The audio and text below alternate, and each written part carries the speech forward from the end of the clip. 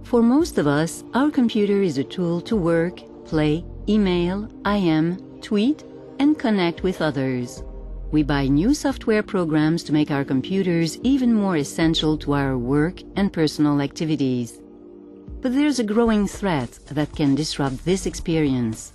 It affects jobs, economies, and poses security threats. For example, in 2008, an estimated 41% of the software on PCs around the world was either counterfeit or used without a license. But there's hope. Despite the ubiquity of software counterfeiting, companies such as Microsoft are supporting law enforcement activities and educating consumers, businesses, and governments on this threat and what to do if they find themselves a victim of counterfeit software. The largest software counterfeiting case in history culminated in 2007 when China's Public Security Bureau raided facilities in southern China owned by a criminal syndicate suspected of producing more than $2 billion worth of fake Microsoft software. We estimate that more than 1 out of every 3 pieces of software in the world today is not genuine. And the estimated losses to the software industry as a whole are more than $47 billion annually. And the piracy rate, the software piracy rate globally in the most recent study that was released shows that rate at 38%. According to Finn, Microsoft began investigating the case after receiving thousands of tips through its anti-piracy hotline and the Genuine Software website. The holograms, the certificates of authenticity, and the artwork and the security keys are things we do to make it harder for the counterfeiters to fake our products. In what would become a groundbreaking collaboration, the FBI also enlisted the Chinese Public Security Bureau to help track down the international crime syndicate responsible for the massive counterfeiting operation.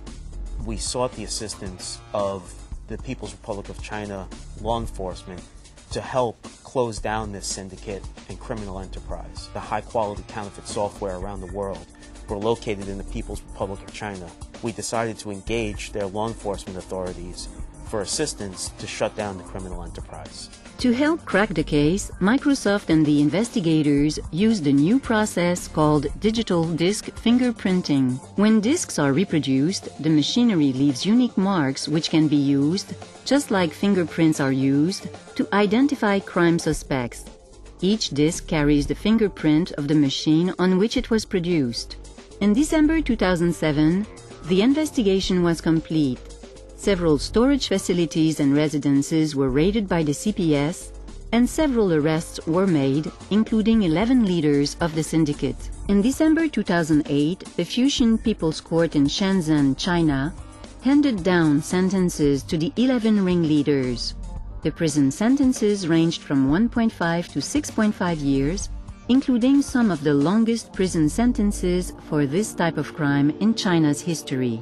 This case was a milestone in a number of different ways, and one of the ways was in the level of collaboration between Chinese law enforcement and justice authorities and other law enforcement officials around the world. We had never seen that before, and it was really exciting to see how well Chinese law enforcement could collaborate with customs officials, law enforcement in many of the 36 different countries where the counterfeits were found, and the private sector, because of course we at Microsoft had learned a lot over the course of the years tracking this counterfeiting syndicate, and at the end of the day that collaboration was essential to leading to justice in this case.